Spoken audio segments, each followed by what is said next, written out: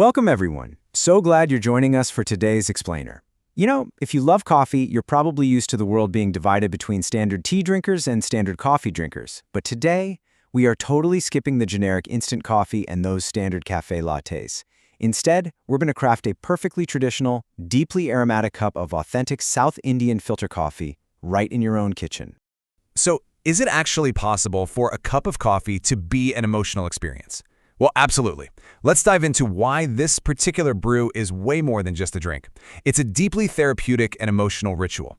Making and drinking this coffee brings out this intense feeling of home, comfort, and culture. It really isn't just about the caffeine hit. It's about this aromatic, super methodical process that literally forces you to slow down and just savor the moment.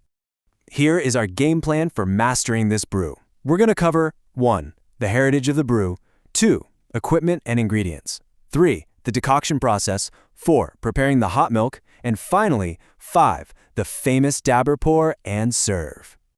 All right, let's kick things off with Section 1, the heritage of the brew, centuries of flavor.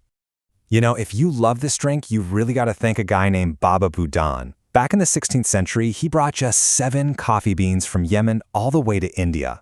Literally, just 7.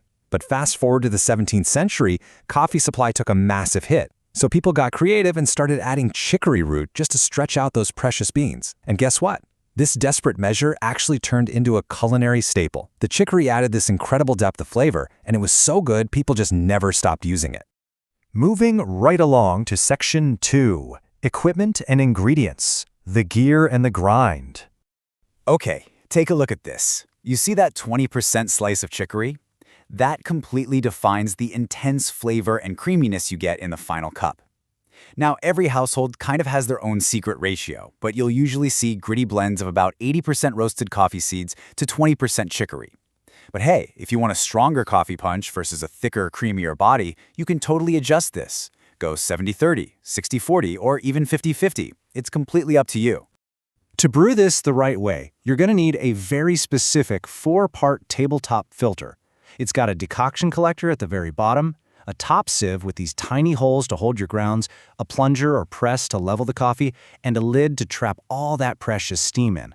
This whole stainless steel setup is literally designed to make the water seep incredibly slowly through those coffee granules. And that brings us to a really crucial point. We are not making your standard thin drip coffee here. No way. We are building an apparatus to extract what's called a decoction. Think of it as a super thick, incredibly intense coffee concentrate. It is absolutely the heart and soul of this beverage. So, how do we make it? Let's get into Section 3, the decoction process, brewing the perfect concentrate. All right, building this decoction takes a little patience. First up, pop your top sieve over the bottom collector and toss in 3 to 3.5 heaped tablespoons of your coffee chicory mix.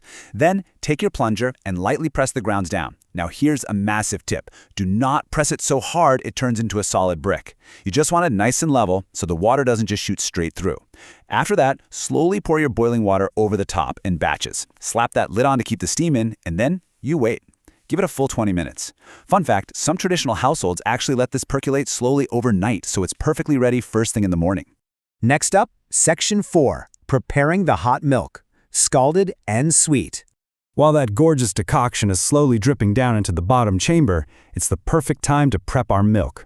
Now, if you want that authentic creamy texture, you absolutely have to use rich, full-fat whole milk. And you're not just warming it up. You need to bring it to a rolling boil, basically scalding it. Once it's boiling and thick, stir in sugar to your liking. Because that chicory coffee concentrate is so intense and honestly a bit bitter, adding maybe half a teaspoon to an ounce of sugar perfectly balances out the whole flavor profile. Finally, we reach Section 5, the dabber pour and serve, aeration and culture. Listen, you simply cannot serve this in a regular old ceramic mug. It absolutely belongs in a dabra, sometimes called a tumbler and dabara. It's this traditional metal serving set with a rimmed cup sitting inside a wider, bowl-like vessel. In South Indian culture, an authentic meal like a hearty rasam and vada really isn't complete until you finish it off with some kaapi, served straight out of this metal set. Now comes the fun part, combining the elements. You start by pouring your desired amount of that dark, super thick 20-minute decoction straight into your cup. Then, you pour in that sweet, boiling hot white milk. The visual contrast is just stunning. You can literally watch the colors transform in the dobra as that rich concentrate blooms right into the creamy milk.